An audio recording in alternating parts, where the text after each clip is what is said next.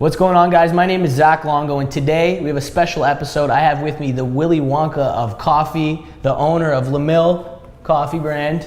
Hi, my name is Craig Min from LaMille. Craig is going to teach us how to make the perfect pour-over coffee.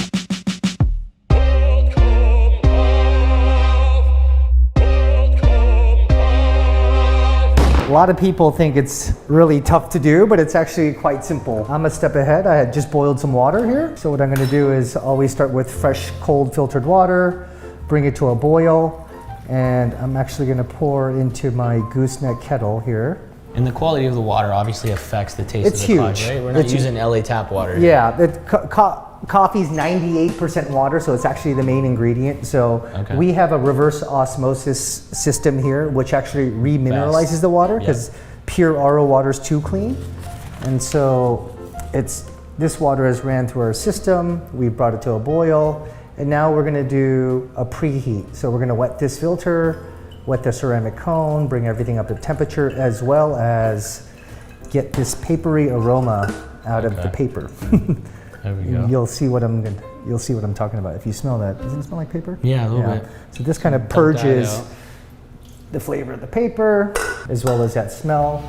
I'm starting with 29 grams of coffee, and we're gonna produce about 16 and a half ounces. It's actually exactly 16. I'm gonna bring this to my grinder, pour in.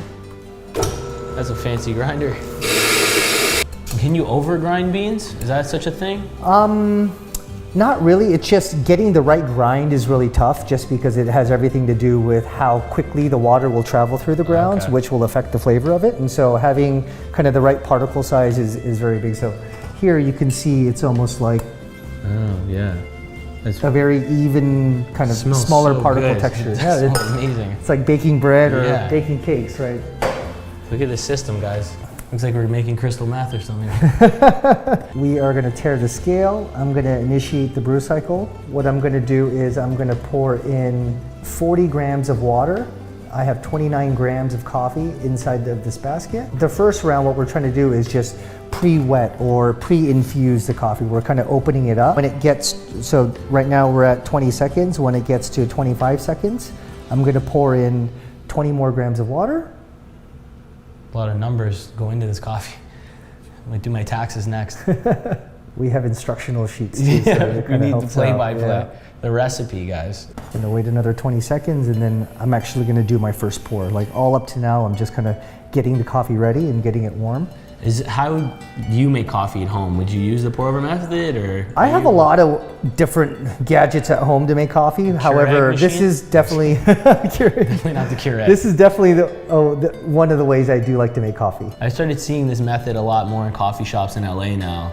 Yes. And you always see them lined up. One thing that's nice when you see this method is that the coffee is being prepared fresh and it's being made to order. It's usually ground right before they make it, so it's pretty much like the best start-off experience that you can have with coffee. Whether they make it properly, that's a different... Right? And how much coffee are we gonna get out of this? 16 fluid ounces, so it's about 2 cups. What are you gonna drink? All right, so we finished at 475 grams, which also equals milliliters. Okay. It equates to 16 ounces. The temperature of this water affect it? Like, can you have it too hot? Absolutely. So off of boil, water is 212. Okay. Ideal brewing temperature is anywhere from like 199 to 202, kind of in that range. How I brought the temperature down was I started with a cold kettle. Okay. And so off a boil, poured in, temperature was probably at about 205 right before I was ready to pour, so we're kind of right in range of extraction temperature. How old are you when you started drinking coffee? 12 was my first cup, and that's actually... Why so late? And I didn't grow either, I just lost all my... Growth spurt went by. Same thing happened to me. No coffee. Just kind of a quick mix, because the lighter brew settles at the top most of the time. And so this coffee is called Layo. It's from Ethiopia. Okay. So it's a natural processed coffee. It'll have a lot of fruit, a lot of depth, a lot of body to it. It's a Bourbon varietal. And so like the tasting notes are berries, cream, cocoa. Cheers. Cheers.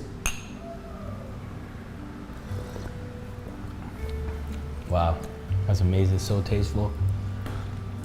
So sometimes I'll do it straight into like a travel mug or something and just Why not? Yeah. cap it you and can go, take that right? whole And thing so, for yep, the you road, can right? It's a good amount of coffee for one person. You ever drink espresso martinis? It's one of my favorite. We'll actually have Me to too. do. I'll have to too. make you an espresso martini. Oh It's my a God, I pretty. can't wait. It's one of those where you just can't have one. Yeah. By the time you're finished, you're That's just my like, go-to drink. need to call Uber. Yeah. Well, I didn't drive here today, so. But I'd be happy to make you some espresso martinis. Wow. Could be a fun one. Good thing I asked. Well, how long have you been in the coffee business? Is it like a family business, or did you start this venture on your own? It was a family business. I learned how to roast when I was 12 in 1992, and just all throughout my teen years after school, I used to come to the roastery and just hang out and really kind of want to be around it. And I discovered the roasting aspect of it and really fell in love and just kind of grew up in the factory. And in 97, started La Mill. What does the name mean? It used to be La Mill, like the mill, Yeah. because coffee's processed at a mill. And we just got a little bit tired over the name and just put them together. It's going to be called La Mill. Yeah. It's a really, really 100%. fun, engaging place. It goes hand in hand. I'm tired of having shitty Starbucks coffees. I'm like, gotta set higher standards for ourselves, people. It's the quick fix, right? Yeah, no more frappuccinos. We're done. We're better than this. Extraction method number 2 today. We're gonna do French press. I mean, it's probably the most widely used method at home. Yep. But I think oftentimes it can go off the rails very quickly if you don't know what you're doing. So, Mom, pay attention. we're going to make 20 ounces of coffee. We're using 36 grams. And so the important thing with this method is a lot of it's about the grind. Getting sure that you have more of a coarse grind, so larger particle size. So you don't get those little bits in your teeth and you're sipping. I hate You're that. not drinking all the coffee Yeah, either. yeah. Right? So I'm going to go ahead and start out. Give it a grind.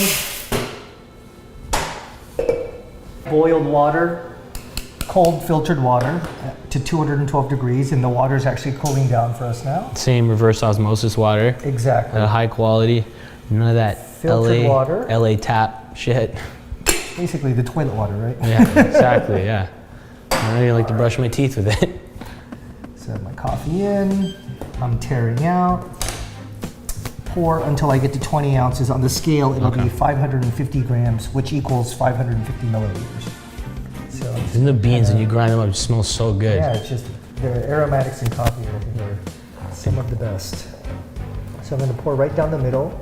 Try to get as many of the grounds saturated as possible. Basically, I want to wait. The moment I started pouring water in, I timed it, and basically when I get to a minute, I want to break the crust, move the grounds around a little bit. It's 45 seconds. Kind of like steeping it. Yeah, I mean, it's a really simple way too, right? There's basically, I'm going to touch the coffee one more time, and from there it's going to be pretty much ready to drink. And that is like a stir stick? Are you skimming stuff off? Yeah, this is a stir stick. So I'm going to basically get the stick down. I don't want to like too aggressively mix the grinds, but just kind of just enough so that the crust breaks. On top. And now we just wait till we get to 4 minutes. And while we're waiting to do that, now would be a good time to go to sugosunday.com and get some of the Sugo Sunday merch. Ryan, get on the computer. I'd want one. Yeah, for sure. We'll hook it up. So we've just hit 4 minutes. Nice and easy. I'm just going to go ahead and press the plunger down, push the coffee. And can you push that down too fast or too slow? No, or just it's more on the strength of the device, and so I like to kind of just ease it down, not press too hard. The nice ones will go down smooth. Yeah. I think like the more inexpensive French presses, they give you a little bit of resistance as you go down. Is this like the Ferrari of French press or what? This is a nice one. Yeah, it is a nice one. It's made in Japan. The And Japanese. so Japanese glass, Japanese metal. Japanese, yeah, the knives. I have some Japanese knives. Those are the like samurai butter. swords. Yeah, I'm gonna start cooking with them. You don't even need to touch. You just slice on For real. view. Wow. So you can definitely tell, as opposed to the pour over method, a lot more solid. Yep. It's a little bit more murkier. Yeah, for sure. However, you can see in the just, color of it too. It's a stronger cup Still, of coffee. yeah, still great. This is the same beans. Same beans as the first round, the Layo Taraga. So good. Pretty simple, you know. Yeah. This is definitely more The accessible. reason why a lot of people use French press. Yeah, because you don't need those fancy machines. Literally, a blender, some great beans from La Mill, and you're off to the races.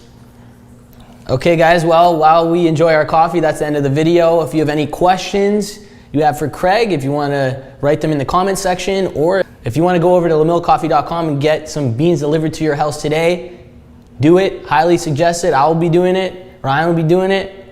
He already does it.